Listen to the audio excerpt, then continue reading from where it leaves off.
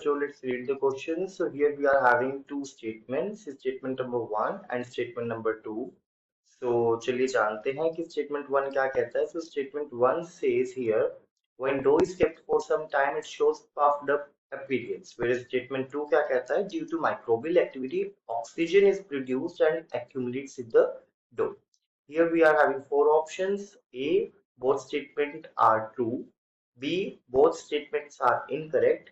C, statement 1 is correct and 2 is incorrect. And D, statement 1 is incorrect and statement 2 is correct. So चलिए जानते हैं हमारा की concept यहाँ पे. So यहाँ पे हमारा जो की कंसेप्ट होगा that will be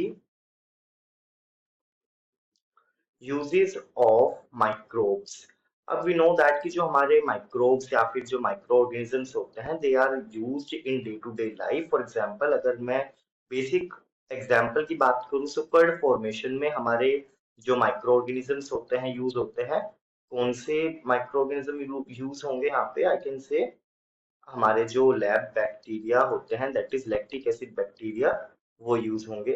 then after that मेरा जो अल्कोहल प्रोडक्शन है, अल्कोहल इंडस्ट्री में बहुत ज्यादा यूज किया जाता है हमारा ईस्ट का, जिसको हम सेकेरोमाइसिस सीडीवीसी भी बोलते हैं. देन आफ्टर दैट हमारा जो ईस्ट है that is also known as baker's yeast, क्योंकि जो हमारे बेकर्स होते हैं they also used it in the process of cake formation and different types of the bread. अब अगर मैं ब्रेड की बात करूं तो ब्रेड फॉर्मेशन में क्या होता है कि जो हमारा ईस्ट होता है इट इज यूज्ड, और because of east usage what happens कि CO2 का एमिशन होता है, CO2 इज प्रोड्यूस्ड.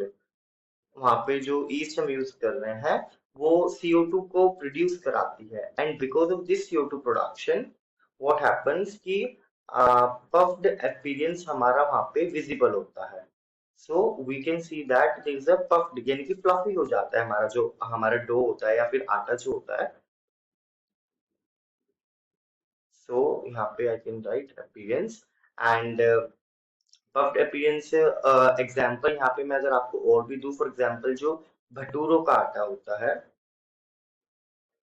उसमें you can see in your day to day life, आप भटूरे के आटे को थोड़ा देर रखो एंड उसमें ईस्ट वगैरह आप यूज करते हो तो after some time you will observe its in a fluffy appearance. So the reason behind it is the production of the CO2. Cake में भी सेम प्रोसीजर होता है. तो यहाँ पे अगर मैं स्टेप वन की बात करूँ so when dough is kept for some time it show puffed up evidence, totally correct है, इसमें कोई गलत बात नहीं है. स्टेटमेंट टू कहता है कि due to microbial activity oxygen is produced, ये गलत हो गया यहाँ पे बिकॉज हमने अभी पढ़ा कि CO2 प्रोड्यूस होती है, ऑक्सीजन प्रोड्यूस नहीं होगी during the fermentation process because east यहाँ पे फर्मेंटेशन प्रोसेस को कैरी आउट करता है. तो स्टेटमेंट टू यहाँ पे इनकरेक्ट हो जाएगा एंड स्टेटमेंट वन करेक्ट हो जाएगा. So the correct option that we have to choose is C. I hope you understood the concept. Thank you.